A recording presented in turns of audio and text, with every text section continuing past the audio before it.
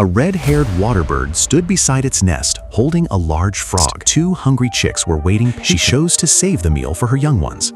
She quietly waited for its mouth, almost as if it understood its mother's effort.